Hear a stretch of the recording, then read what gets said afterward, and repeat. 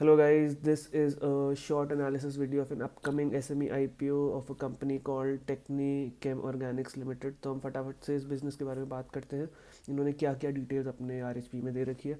तो ये एक केमिकल मैन्युफैक्चरिंग कंपनी है which produces a wide range of speciality chemicals based out of Gujarat है।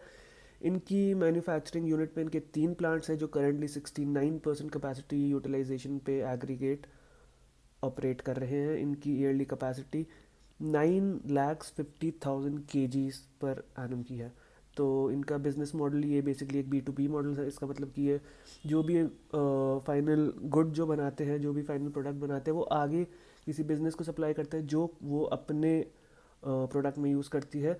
तो एक छोटा सा रिस्क जो इन बिज़नेस में रहता है कि अगर फाइनल कस्टमर के बिज़नेस में कोई स्लो डाउन फेस होती है तो वो इस बिज़नेस की सेल्स पे भी इफ़ेक्ट करता है। तो ये हर केमिकल बिज़नेस का एक छोटा सा रिस्क फैक्टर रहता है। तो इनका बेसिकली 3 तरह की मैन्युफैक्चरिंग है। ये एक खुद के स्पेशलिटी केमिकल्स मैन्युफैक्चर करते हैं, कस्टम मैन्युफैक्चरिंग करते हैं और कॉन्ट्रैक्ट मैन्युफैक्चरिंग करते हैं। जो ये खुद के करते हैं केमिकल मैन्युफैक्चर, उससे 90% ऑफ द रेवेन्यू उससे ही आता है। तो वो मेजर बिजनेस वो है, बाकी 10% इन दोनों में डिवाइडेड है। अगर रेवेन्यू ब्रेकअप को देखें तो 60% डोमेस्टिकली आता है, 40% एक्सपोर्ट से आता है। डोमेस्टिकली गुजरात और महाराष्ट्र से सबसे ज़्यादा होता है और एक्सपोर्ट में चाइना सबसे ज़्यादा एक्सपोर्ट होता है। काफ़ी सारी इंडस्ट्रीज़ को सप्लाई करते हैं, फार्मा हो गई, डाइज एंड पिगमेंट्स हो गई और अदर इंडस्ट्रीज़ हो गई। तो एक इंडस्ट्री को लेके कोई रिस्क नहीं है। कभी एक किसी इंडस्ट्री में स्लो डाउन आ जाए तो इनके बिज़नेस को बहुत बड़ा इम्पैक्ट नहीं पड़ेगा।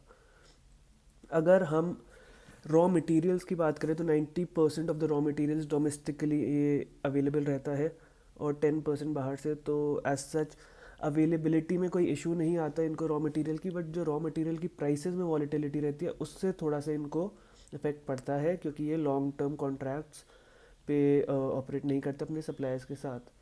एज सच कोई कस्टमर कंसंट्रेशन रिस्क भी नहीं। अगर आप इनके टॉप 10 कस्टमर्स देखें तो they are evenly divided. 60% is around the contribution of the top 10 customers, which is good। और जो ये बिज़नेस है एक हाई वर्किंग कैपिटल बिजनेस है, क्योंकि इसमें रिसीवेबल्स पेबल्स डेज हाई रहते हैं। इनको इन्वेंट्री मैनेज करके रखनी पड़ती है, रॉ मटेरियल मैनेज करके रखना पड़ता है और इतनी जल्दी पेमेंट भी नहीं आता है। तो इनको एक वर्किंग कैपिटल मेंटेन करके रखनी चाहिए। तो थोड़ा सा कैपिटल इंटेंसिव हो जाता है बिजनेस, और ये बिजनेस केमिकल बिजनेस है तो eventually they face a lot of competition domestically as well as internationally. Domestically तो इनने बताया है, बट इंटरनेशनली इनको चाइना से काफ़ी कंपटीशन आता है जो इन्होंने मेंशन किया है। तो ये आईपीओ ला रहे हैं, तो आईपीओ के फंड से करना क्या चाहते हैं? तो बेसिकली जो इन्होंने अपने डीआरएचपी में मेंशन किया है वो 2 चीज़ें हैं जो ये करना चाहते हैं।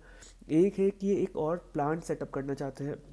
उस प्लांट के थ्रू ये 5 नए प्रोडक्ट लाएंगे अपने बिजनेस लाइन में, जिससे इनका पोर्टफोलियो बड़ा होगा और ये प्रोडक्ट जो ये लाएंगे ये हाई वैल्यू प्रोडक्ट्स होंगे। तो प्रीवियसली जो ये स्ट्रैटेजी यूज़ कर रहे थे वो थे हाई वॉल्यूम लो वैल्यू। अब ये वहाँ से चेंज करके शिफ्ट होना चाहते हैं हाई वैल्यू और लो वॉल्यूम। तो उससे क्या फ़र्क पड़ेगा कि इनके जो मार्जिन हैं वो बढ़ जाएंगे बिजनेस के। तो even if they sell less, the revenue that they will generate out of it would be more, क्योंकि उन प्रोडक्ट्स का मार्जिन ज़्यादा है। तो ये एक प्लान है इनका, जो ये इस प्लांट ये ऑलरेडी प्लान इन प्रोसेस है। इस प्लांट के थ्रू जो ये नया प्लांट, फोर्थ प्लांट जो ये सेटअप करना चाहते हैं, इसके थ्रू और ये थोड़ा एक्सेलरेट हो जाएगा। जो ये प्लांट की लोकेशन है, they already have a manufacturing facility जहाँ पे इनके बाकी 3 प्लांट्स हैं, वहीं पे चौथा प्लांट भी लगेगा। और एग्रीगेट कॉस्ट जो इन्होंने अप्रॉक्स बताई है वो है around 7 CR for buildup and the plant and machinery. और जो टेंटेटिव टाइमलाइन है for the commencement of commercial production, तो मतलब कि इस बिजनेस से रेवेन्यू कब तक जनरेट होना स्टार्ट कर जाएगा, तो वो बोल रहे हैं अक्टूबर 2025। तो ये है इनका पहला objective of the issue. Second objective है to repay some of the borrowings और prepay some of the borrowings that they have taken.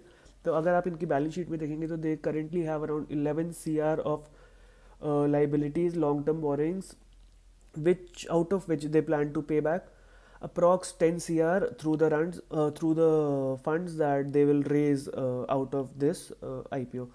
इससे क्या होगा, इससे बिजनेस डी लेवरेज हो जाएगा और इनकी जो इंटरेस्ट कॉस्ट जो अभी फिलहाल आप अगर इनके PNL में देखेंगे which is around close to 1 CR, may be a little higher than that, that will come down substantially और इनका बिजनेस डी लेवरेज हो जाएगा। They will command a higher debt to equity ratio. तो business थोड़ा ease out हो जाएगा और more money will flow towards the bottom line of the business as the interest payment would reduce substantially.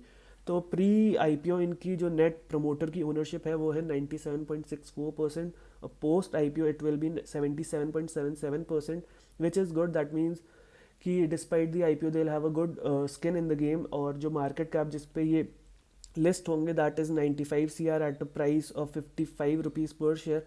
जो ये बोल रहे हैं तो 95 सी आर की मार्केट कैप पे if you divided by the net profit that they achieved in the last financial year which was 4.7 CR close.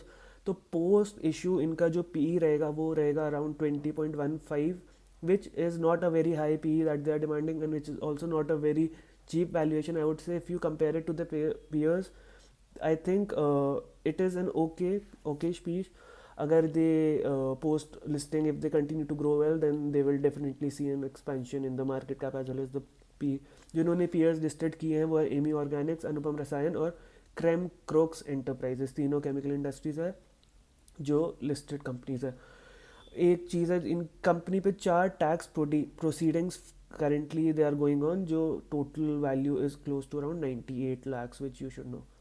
तो अगर अपन फाइनेंशियल्स की बात करें तो काफ़ी लोग मेंशन कर रहे हैं कि इनके फाइनेंशियल में एक ड्रॉप डाउन है. If you compare it from FY22 to FY24, इनका जो टॉप लाइन है that is reduce from 67.8 CR to 47 CR. अगर आप इनकी कैपेसिटी यूटिलाइजेशन भी देखेंगे तो 75 CR से अराउंड 69, और काफ़ी मतलब इट हैज़ बिकम 75 से 60% पे मतलब थोड़ा फ्लक्चुएट हो गई है, मतलब नीचे आ गई है, which at a first glance does not look good. But अगर आप इनकी थोड़ा RHP में पढ़ेंगे तो मैनेजमेंट ने बताने की कोशिश की है कि it is due to the change in the business strategy, जिसकी अपन ने पहले भी बात की थी कि हाई वॉल्यूम लो वैल्यू से low volume high value products पे जा रहे हैं. तो it has been a conscious decision of the business to bring down that revenue to get higher margin on the products that they will sell. और company ने ये भी बताया कि aggregately they have invested over 22.85 CR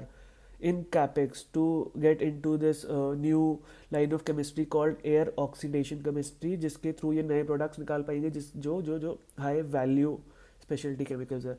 तो slowly they are phasing out the low high volume low value products and they are trying to move towards a high value low volume.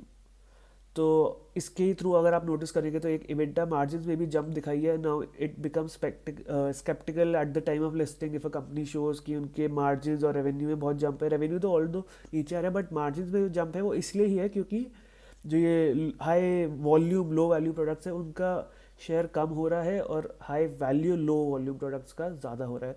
तो fixed assets में भी आप जब देखेंगे FY22 to FY23 because from FY21 they have started to invest in their fixed assets. अगर trade receivables और payables देखेंगे तो वो हाई है, बट अगर आप थोड़ा और डीप जाएंगे प्रीवियस ईयर रिकॉर्ड्स देखेंगे तो देखेंगे कि कोई दिक्कत नहीं है. जो ये रिसीवेबल्स जो भी रहते हैं बिजनेस में they are able to recover those receivables as well as they are good on their debt. जो भी पेबल्स रहते हैं और जिसको भी ओ करते हैं वो भी ये टाइमली पे कर देते हैं. CFO to net profit conversion थोड़ा सा लो दिखा लास्ट ईयर में at 55%, but that is basically due to the high trade receivables. जैसे ही वो रियलाइज होंगे तो then I don't think so we should face a problem. CFI negative है, that is cash flow from investing activities is because they are investing constantly in fixed assets. Total number of employees 72 है. Attrition rate थोड़ा सा high at 20%. There are a lot of related party transactions, although not at a very high amount, but वो continue होंगे because the registered office that they have is promoter owned, which is being leased to the business, as well as a property in 2023 that the business that the promoter that owned had sold to the business for 1.2 CR. Actual valuation उस property क्या है वो नहीं पता, but from here on if there are any related party transactions that obviously can be questioned to the promoters. और बाकी थोड़े loans और एडवांसेस है that have been given and received. अगर आप सैलरी देखें तो सैलरी बहुत हाई नहीं है जो प्रमोटर्स ड्रॉ कर रहे हैं, और प्रमोटर्स काफ़ी वेल एक्सपीरियंसड है. 1993 में इंसेप्शन था कंपनी का और तब से प्रमोटर्स कंपनी के साथ है, तो एक्सपीरियंस में कोई दिक्कत नहीं है. I think overall business is on a good track. Even though आप एक बार रेवेन्यूज़ को देख के आपको लगेगा कि it is not good, maybe they are trying to cash out, but I look at it as the business trying to grow forward from the old strategy towards a new strategy which is focusing on higher margin. तो जैसे ही इनका revenue grow करेगा तो आप notice करेंगे जो इनका जो ऑपरेटिंग प्रॉफिट है और जो इनकी इवेंचुअली जो नेट प्रॉफिट जो बिजनेस में आएगा वो काफ़ी हायर रेट से ग्रो करेगा अगर आप इनके प्रीवियस ईयर से कंपेयर करें. So all in all I think at 20p compared to the peers it is a fair listing, not a lot of margin expansion I would see currently, but as the business grows and as the plans of plant 4 and other plans they come into fruition तो काफ़ी business अच्छा कर सकता है.